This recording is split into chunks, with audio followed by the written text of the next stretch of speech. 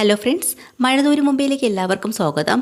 അങ്ങനെ റീത്താമ്മ സ്റ്റാൻലിയുടെ വീട്ടിൽ പോയി കാര്യങ്ങളെല്ലാം അറിഞ്ഞതിന് ശേഷം തൻ്റെ ആങ്ങളമാരെ എല്ലാവരെയും വിളിക്കാനായിട്ടോ. അപ്പോൾ സേവിച്ചനെയും വിളിക്കുന്നുണ്ട് അവസാനമായിട്ട്. ബാക്കി എല്ലാവരും വന്ന് വീട്ടിനകത്ത് ഇരിപ്പുണ്ട്. അന്നേരം നമ്മുടെ സ്റ്റീഫൻ അങ്ങോട്ട് വരികയാണ് കേട്ടോ. സ്റ്റീഫനാണെങ്കിൽ നമ്മുടെ സേവിച്ചൻ്റെ തൊട്ട് മൂത്ത ബ്രദറാണ്. അവർ തമ്മിൽ ചെറിയൊരു ഉടക്ക് നേരത്തെ ഉള്ളതുകൊണ്ട് തന്നെ സേവിച്ചിനെ വിളിച്ചിട്ട് ഇത്രയും നേരമായിട്ട് അവൻ വന്നില്ലല്ലേ, അവൻ വന്നുകൊണ്ടിരിക്കുന്നതെന്നാണ് പറയുന്നത് എന്ന് റീത്താമ്മ പറയാം. അപ്പോൾ തന്നെ സ്റ്റീഫൻ വീണ്ടും പറയാണ്, അല്ലെങ്കിൽ അവൻ ഇങ്ങനെ തന്നെ എവിടെയെങ്കിലും സമയത്തിന് എത്തിയിട്ടുണ്ടോ?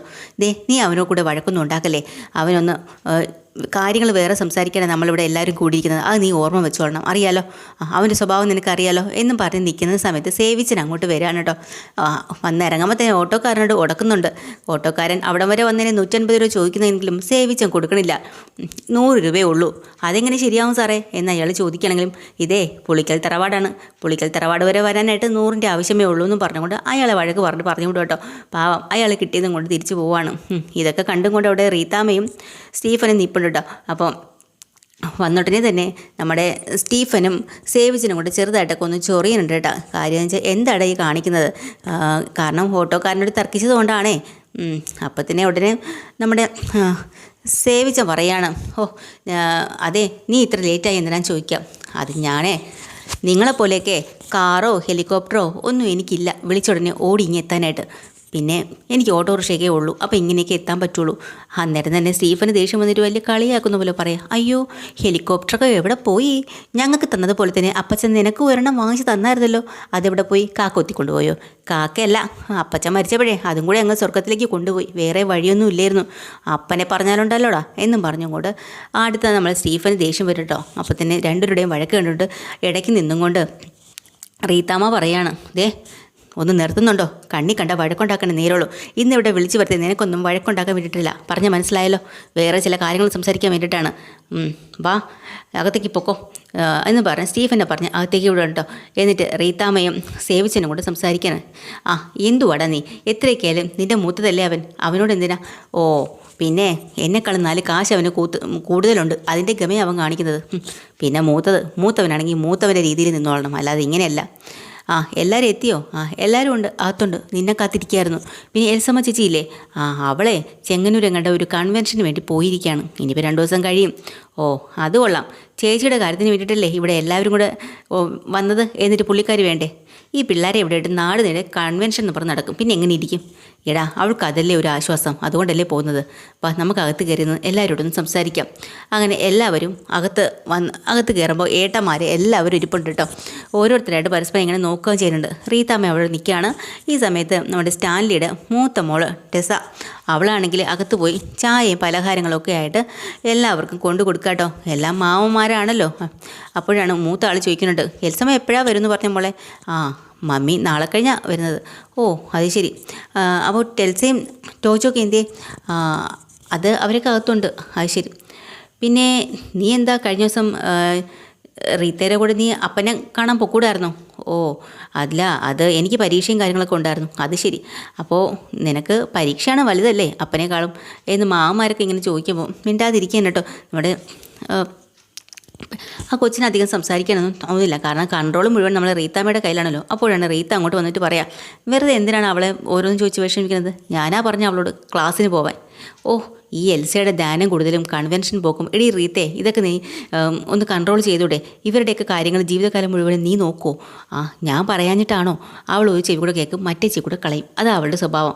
പിന്നെ അവൾക്ക് ഇതൊക്കെ ഒരു ആശ്വാസം, അത്രയേ ഉള്ളൂ. അവൾക്കും മനസ്സിന് പ്രയാസങ്ങളും കാര്യങ്ങളൊക്കെ അല്ലേ. അവളെന്തിനാ കുറ്റം പറയണത്? ഇങ്ങനെയെങ്കിലും അവളോട് സമാധാനം കണ്ടോട്ടെ, അല്ലാതെ ഞാനെന്ത് പറയാനാ? എടീ റീത്തേ, നീയാണ് അവൾക്ക് എല്ലാം വളം വെച്ച് കൊടുക്കുന്നത്. എന്നാ ഈ പറയുന്നത്? ഞാൻ എന്ത് ചെയ്തെന്നാ? ഞാൻ ഈ പിള്ളേരെ കാര്യം നോക്കുന്നതാണോ വലിയ തെറ്റ്? അതാണോ എൻ്റെ തെറ്റ് എന്ന് റീത്ത ചോദിക്കുമ്പോഴത്തേക്കും മൂത്ത ആങ്ങളെ പറയാണ്, അതെ നീ ഇപ്പം എന്തിനാണ് ഞങ്ങളെല്ലാവരും വിളിച്ചു വരുത്തത്? പറ, ഇനിയിപ്പം വച്ച് താമസിപ്പിക്കണ്ടല്ലോ പറയാൻ. ശരി, ഞാൻ പറയാമെന്നതൊക്കെ പറയാം. അങ്ങനെ പുള്ളിക്കാരി അവിടെ കസേരയിൽ കാലിട്ടങ്ങ് ഇരിക്കുകയാണ് ആങ്ങളമാരുടെ മുന്നിൽ. എന്നിട്ടാണ് അതൊക്കെ പറയാം. സ്റ്റാൻലി ഒരു പെണ്ണിനെ കൊണ്ടുവന്ന് താമസിപ്പിച്ചിട്ടുണ്ട് അവൻ്റെ വീട്ടിൽ കുളത്തൂപ്പുഴയിൽ. അതിനെക്കുറിച്ച് സംസാരിക്കാനാ? ഏത് പെണ്ണ്? ആരാ അത്? പെണ്ണോ? ഏത് പെണ്ണ് എന്നൊക്കെ പറഞ്ഞ് എല്ലാവരും ഇങ്ങനെ ചോദിക്കാം കേട്ടോ.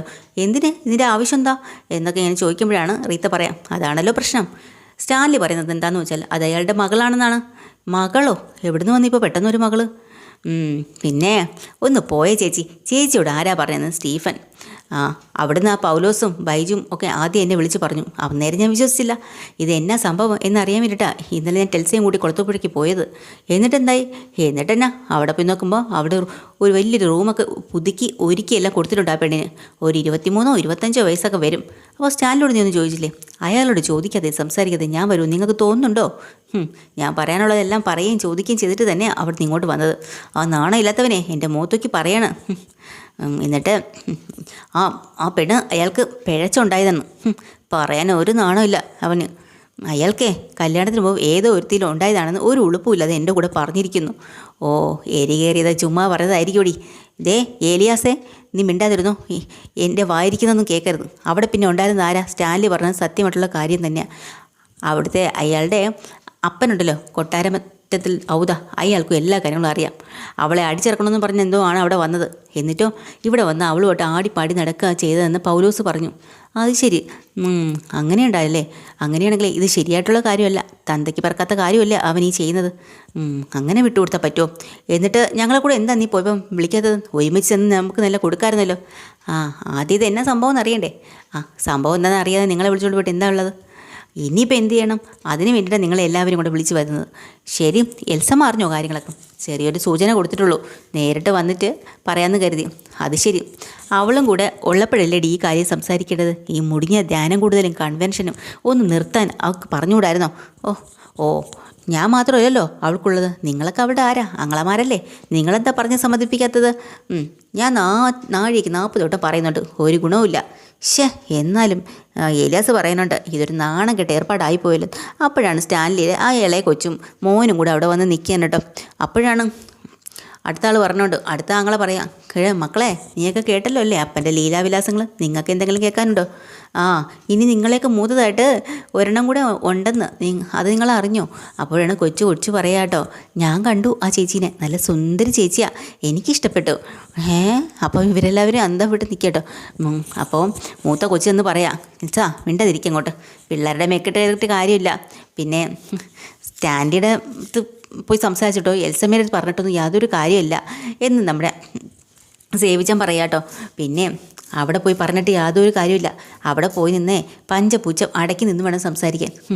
ദേഷ്യം വന്നാൽ നമ്മളും വല്ലതും പറയും. കടക്ക് പുറത്തുനിന്ന് പറഞ്ഞ് അവനും നമ്മളോട് പറയും. അവസാനം ഇറങ്ങിപ്പോവാതെ നിവർത്തിയില്ലാണ്ട് വരേണ്ടി വരും. ഞാൻ ചെന്ന് സംസാരിച്ചപ്പോഴേ എന്നെ പറഞ്ഞതൊന്നും നിങ്ങളാരും കേട്ടില്ലല്ലോ. കേട്ടാൽ എന്ത് കാര്യം? ഇത്രയും കാലത്തിനിടയ്ക്ക് അവൻ്റെ മുമ്പിൽ നിന്ന് 4 പേർക്കെങ്കിലും ചോണയോടുകൂടി സംസാരിക്കാൻ പറ്റിയിട്ടുണ്ടോ? അപ്പോൾ സേവിച്ചൻ പറയാം, അതെന്നാ ചേച്ചി അങ്ങനെ പറയുന്നത്? ഞങ്ങൾ ഇതിനു മുമ്പ് സംസാരിച്ചിട്ടില്ലേ? ഞങ്ങൾക്ക് ചുണയില്ലെന്നാണോ വിചാരിച്ച് വെച്ചിരിക്കുന്നത്? മനുഷ്യരോട് സംസാരിക്കുന്നതിന് യാതൊരു കുഴപ്പമില്ല. പക്ഷേ പട്ടികളെയും കൂടെ കൂട്ടിയിരുത്തും. എന്നിട്ട് അവരോട് സംസാരിക്കണോ? ഇത് കൊള്ളാലോ. ദേ സേവിച്ച ഒന്ന് മിണ്ടാതിരുന്നേ അങ്ങോട്ട്. എടി അതല്ല. അപ്പോഴാണ് നമ്മുടെ മൂത്ത ആങ്ങൾ പറയാട്ടോ, ഏലിയാസ് അതെ റീത്തേ, നിനക്ക് ഓർമ്മയില്ലേ പണ്ട് അവനോട് സംസാരിക്കാൻ വേണ്ടി അച്ഛനും ആങ്ങളെയും കൂടെയൊക്കെ പോയ കാര്യം നിനക്ക് ഓർമ്മയുണ്ടോ? അന്ന് എന്തായിരുന്നു? പിന്നെ കടിക്കാനും തിന്നാനും കൊല്ലാനും പഠിക്കാത്ത കുറേ പട്ടികളുടെ ഇടയിൽ ഒരുത്തൻ അവനോടാണ് സംസാരിക്കാൻ നേരിട്ട് നിന്നത്. സ്റ്റാൻലിയെ ഒന്ന് വിരളി ഞൊടിച്ചാൽ മതി, മനുഷ്യനാണെന്നൊന്നും അതിന് നോട്ടമൊന്നുമില്ല, അപ്പം തന്നെ കടിച്ച് കീറും. അങ്ങനെയാണത്. അന്നേ അച്ഛൻ്റെയും ശിവൻ്റെയൊക്കെ ഒച്ച ഒരല്പം കൂടിയതേ ഉള്ളൂ. അന്ന് തന്നെ അയാൾ റിവർ ഗിയർ ഇങ്ങോട്ട് വലിച്ചു പിടിച്ചുകൊണ്ട് നിന്നത് ഓർമ്മയുണ്ടോ? അന്ന് പേടിച്ച് പറിച്ചാൽ എല്ലാവരും ഇങ്ങോട്ട് ഓടി വന്നത്. അന്ന് എത്ര ദിവസം പനിച്ച് പറിച്ച് കിടന്നെന്ന് അറിയോ? പിന്നെ അപ്പോൾ സ്റ്റീഫൻ പറയാ, ഞാനാണ് പോരുന്നെങ്കിൽ ഞാൻ ഇനി കൊന്നിട്ടേ വരുള്ളൂ. പിന്നെ തോക്കും കുന്തവും കുടച്ചക്രം ഒന്നും വേണ്ടതേ, നമുക്ക് മാന്യമായ ഭാഷയിൽ എന്തായാലും അവനോട് പറയാം എന്ന് ഏലിയാസ് പറയാം കേട്ടോ. പിന്നെ ഈ ഒരു തോന്നിയ മാസം നമ്മൾ അങ്ങോട്ട് സമ്മതിച്ച് കൊടുക്കത്തില്ല എന്ന് നമ്മൾ ബോധ്യപ്പെടുത്തി കൊടുക്കണം. പിന്നെ ഈ മകളെന്ന് പറയുന്നവൻ എവിടെ നിന്ന് വന്നു എന്ന് റീത്താമ്മ ചേച്ചി എന്താ ചോദിക്കാത്തത്? ഞാൻ ചോദിച്ചുന്നേ. പിന്നെ ഞാൻ നേരത്തെ പറഞ്ഞില്ലേ, എൽസമ്മയെ കെട്ടുന്നതിന് മുന്നേ അയാൾക്ക് ഒരു ബന്ധം ഉണ്ടായിരുന്നു. ആ ബന്ധത്തിൽ ഉണ്ടായതായി കൊച്ച്. അന്ന് അവളെ കല്യാണം കഴിക്കാൻ പറ്റില്ലെന്നാണ് പറഞ്ഞത്. ബാക്കി കാര്യങ്ങളെല്ലാം ഭംഗിയായിട്ട് നടന്നിട്ടുണ്ട്. അതൊന്നും പറയാൻ ഒരു നാണവും ഇല്ല. ഈയിടെയാണത്രേ അതിലുണ്ടായത് ജീവനോടെ ഉണ്ടെന്നും. അത് കേട്ടോണ്ടേ സ്റ്റാൻഡിൽ ചെന്ന് അതിനെങ്ങ് ദത്തെടുത്തു. അന്നേരം ഇതൊരെണ്ണേ ഉള്ളോ അതോ ഇതിന് പുറമെ വേറെ ഉണ്ടോ എന്നിവിടെ സേവിച്ചൻ ചോദിക്കുകയാണ് കേട്ടോ. ആർക്കറിയാം, ഇനി പുറകെ ഓരോന്ന് വരണുണ്ടാവും ജാഥ പോലെ. അന്നേരം തന്നെ പിള്ളേരടുത്ത് അകത്ത് പോകാൻ പറയാം കേട്ടോ. അങ്ങനെ പിള്ളേരങ്ങ് അകത്ത് പോവാണ്. അപ്പോൾ അതൊക്കെ കഴിഞ്ഞിട്ട് വീണ്ടും നമ്മൾ മൂത്ത ആങ്ങളെ ചോദിക്കുന്നുണ്ട്, പെറ്റ തള്ളയാണുമല്ലോ, ആ പെണ്ണ് ഇത്രയും കാലം എവിടെയായിരുന്നു? ഇത്രയും കാലം അനാഥാലയത്തിൽ നിന്നാണ് അവിടുന്ന് ജോലിക്കാരൊക്കെ പറയുന്നത്. പ്രസവിച്ചാലും മാരണമാണെന്ന് കണ്ട് വണ്ടേ വലിച്ചെറിയതായിരിക്കും, അല്ലാതെ വഴിയൊന്നുമില്ല. ആ ജോലിക്കാർ പറഞ്ഞത് കേൾക്കണം സ്റ്റാൻലിയെ. അവളെ ഒരു രാജകുമാരിയെ പോലെയാണ് അവിടെ നോക്കുന്നത്.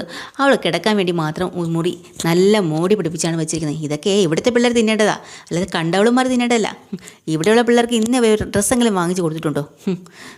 പിന്നെ അവൻ്റെ അപ്പച്ചൻ വന്നിട്ട് ഒന്നും നടന്നില്ലെന്നാണോ പറയുന്നത്?